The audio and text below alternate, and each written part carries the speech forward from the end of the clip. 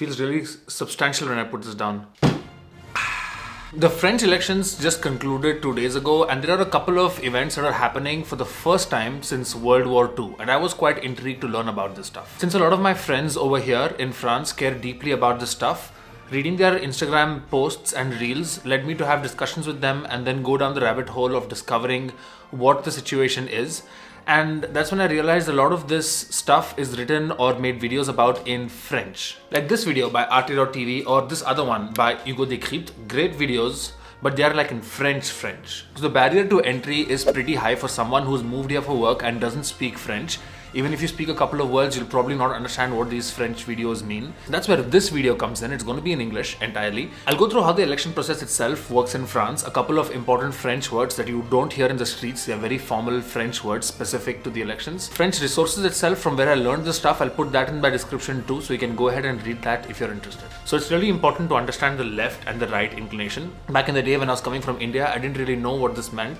So I'll touch on that as well. What does the left and the right mean? I'll also highlight this major differences in this specific election and how it has been radically different from a usual regular French elections, because this year was really atypical. So I'll finish with that in this video. Fast lane when I pass in the street, bag of money in the passenger seat. So here's what the fuss is all about. Emmanuel Macron got super unpopular in the European elections. So he fired the Assemblée Nationale and called for a new vote. They organized it almost overnight, just before the Olympic Games. In the first round of the voting, the far right was the biggest minority. And if it continued in this trend, the far right would make the government in France, which has not happened since World War II. However, in the second round, the left coalition was more popular than the right one. So that was quite a surprise. Everybody was like, what's happening? And while it's not the worst news, I've been through both of their programs. I have my little opinion. I'll try to keep my opinion out of this video. While there is no clear absolute majority, the far right who are projected to come in the front, these guys did not end up coming front in a second. That's a surprise. If you understood all of this, then you probably don't need this video. But if you don't understand why there are two rounds, how are we expecting the far right to come? Where is this expectation coming from? If you don't understand any of that, then this video will help you out with that. Let's start with the election process itself. The election event happens every 5 years, and at that point, people are hired for the next 5 years. This 5-year term, the French people call it quinquennat, and you'll hear this word coming up in political debates and stuff. I remember watching this debate back in 2017 between Marine Le Pen and Emmanuel Macron. And back in the day, I didn't understand what was happening at all. Donc ce que vous proposez comme d'habitude, c'est de la poudre de perlimpinpin. Watching this exact 3-hour video 5 years later, when it's relevant again, after having lived in France for this time, consuming French news and speaking to people and asking them questions, I understand much better. And that's what I'm going to try to break down for you guys in this video. Now, that 5-year thingy is called the legislative elections. Now, do you know what legislative means? I'm not going to put you on the spot, because up until recording this video and researching for it, I did not know what exactly legislative means as well. Turns out it just means that this is those important people who make laws for the country and they collect the taxes. So they make up the government, or at least a part of it. So far we've established that this legislative elections is like a 5-year term thing, and that I was a student back in 2017. So in this frequency, 17, 22, 27 and so on, we're going to have legislative elections in France. Wait, why are we talking about this in 2024? Aha! Well spotted. See, the current president did a thing. Je dissous donc ce soir l'Assemblée nationale. 2 years into his quinquennat, you know what quinquennat means, he fired the Assemblée Nationale. Why would he do that? The way the media justified it is to avoid conflict of interest between the executive and the legislative powers in France. And he himself said, I want to give back to the French people the power of choosing what is best for them. Wait, what is this executive? What is this Assemblée Nationale thing? The legislative part we've been through, right? This 5-year election thing, we elect the president and he's got the power, let's say. In France, it's not that simple. There's a little more subtlety to it. There are two parts of the parliament. The first one, Assemblée Nationale, National Assembly, the ones that just got fired by Macron, the 5-year guys. And then there are the other guys, the senators, these people that Macron can't fire. In fact, this whole firing thing has happened very rarely before. Jacques Chirac did it, he's a popular politician in France. Charles de Gaulle did it twice. I think there are totally 5, if I'm not wrong, times in the Fifth Republic where this firing the Assemblée Nationale thing has happened. Now the 5-year thing, what is the term called? This is just for the Assemblée Nationale. The guys who can get fired by Macron. The other guys, the senators, are coming in every 3 years. And it's not everyone who gets replaced in 3 years. and it's not the people who are directly voting for them. We don't need to get into the details of how these senators are getting in and getting out, because I'm sure I'm going to lose you. It took me a lot of time to understand it myself, but that's not important for the rest of this video. Now, the president wears a crown because apart from just firing the Assemblée Nationale, which doesn't happen that often, he also names the prime minister and all those ministers.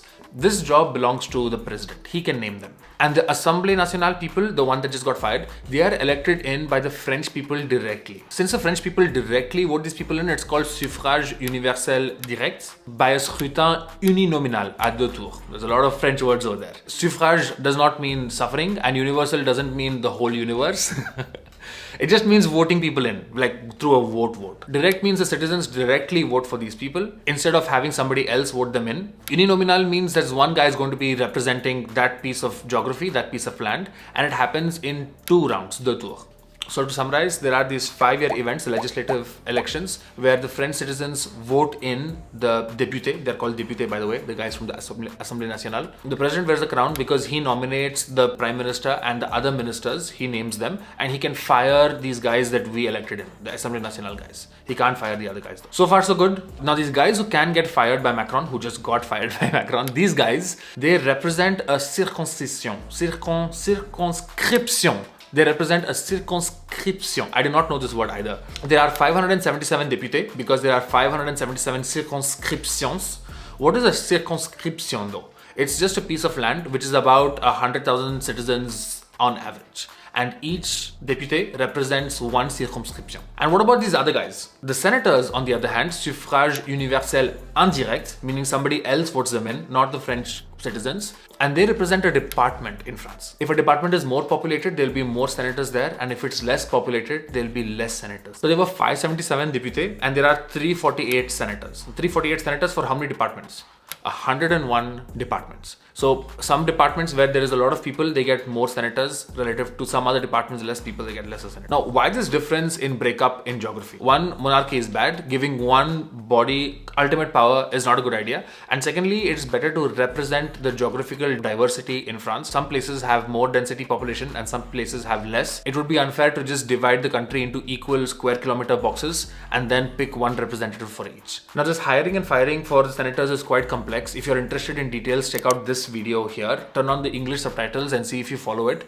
I did not follow it the first time I watched it. Now, coming to that conflict of interest thing. Now, there's this thing called the European Parliament, and they have their president and député inside the European Parliament. And citizens of Europe elect their representatives, their député from their country. Now, France versus Germany, for instance, Germany is a more populous country versus France. So it's natural that Germany has more representatives than France does as of this year. Now, before this 5-year elections that Macron organized, before that, there was the European elections earlier this June, where French people elected their European deputies. These are the people who will represent France in the European Parliament. And turns out that the biggest minority in that was the far right, the RN.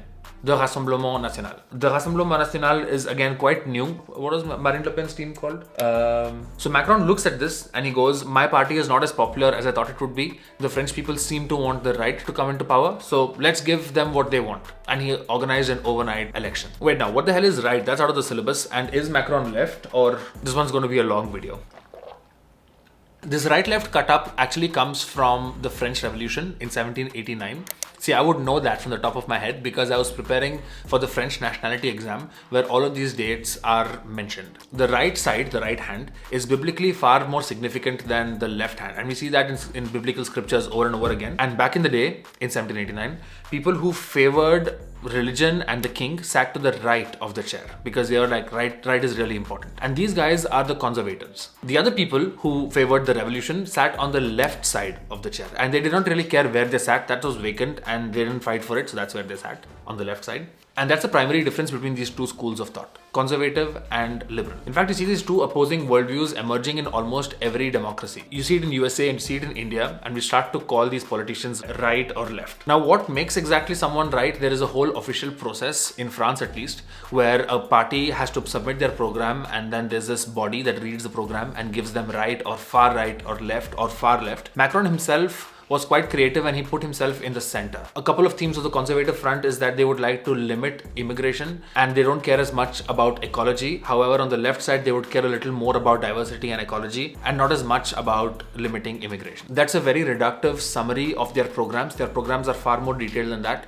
but this is how you could probably catalog them, at least in your mind. Now, revenons à nos moutons, the European elections that happened in June. The biggest minority was the RN, Rassemblement National, which is a far-right group. Now, Jordan Bardella himself, the chief of the far-right group, says that he's not extreme right, he's just right. But I don't think that the office agrees with that. The moment Macron saw that the right was powerful, he did this diplomatic thing where he called for an election and giving the French people what they want, giving them the right governance. And it seems to many people in France that he's almost favoring the right. While he does criticize the right sometimes, and he did this one tweet in April, it was more his appointed prime minister who was vocally against the right. In fact, on the left side, there's this party called La France Insoumise, and they are on the left side. They belong to the left coalition. And he called them anti-Semitic. Looks like he's silently signaling people to favor, that's my opinion, silently signaling people to vote for the right.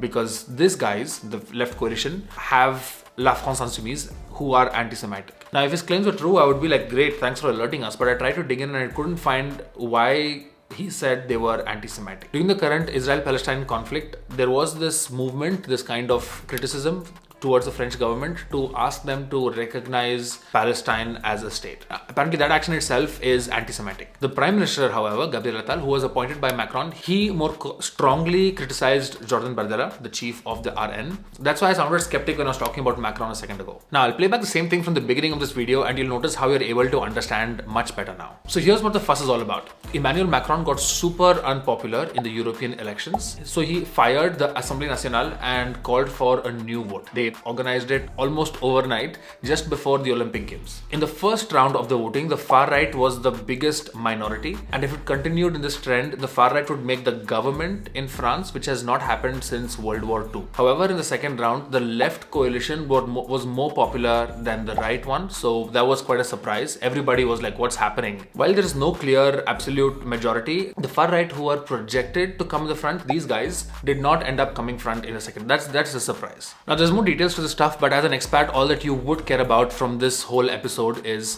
the French elections were conducted this year before the term of 5 years, which was supposed to happen in 2027. They did it in 2024, just before the Olympic Games. In order to give the French people what they wanted following the European elections. The first round, as we do in France, was super promising for the right coalition, Le Rassemblement National. But the second round, however, had the left coalition, Le Nouveau Front Populaire, leading the pack. I do notice that the climate in France itself is moving a little more towards the right. So the results for me was not so surprising. I mean, one of these chroniqueurs, this satirical journalist, was fired for something that he did, and they called, this whole thing. And the Cyril Hanouna guy, who clearly favors the right, does not get fired for being so vocal about his favoring the right and criticizing the left. However, anyway, it's also interesting how Le Pen's team came from nowhere and came to so much popularity. That's also really interesting, but I would not have the time to go through it. There's a great video by Le Monde, which you should definitely check out if you're interested. But that's in French though, in French. Like I said at the beginning of this video. Now, if the French links below are too French for you, then I've studied these things and I've summarized them in English on my website. You'll find a link to that as well in the description. This, among a ton of other topics that I've put together from what I've learned since I moved to France, you'll find in my handbook, Fit in France. The version 2 will be out soon and it will contain financial benefits and this political topic that I just spoke to you about. Meanwhile, you can download the version 1 for free. You'll find that in the description too. For my whole preparation from the French nationality exam, which is quite a difficult exam, I made a detailed video over here. I'm sure you'll be interested in that if you're going to apply for the nationality yourself. Thank you so much for tuning in. I hope this video was helpful. I'll see you guys next week and keep learning. Fast lane when I pass in the street, bag of money in the passenger seat.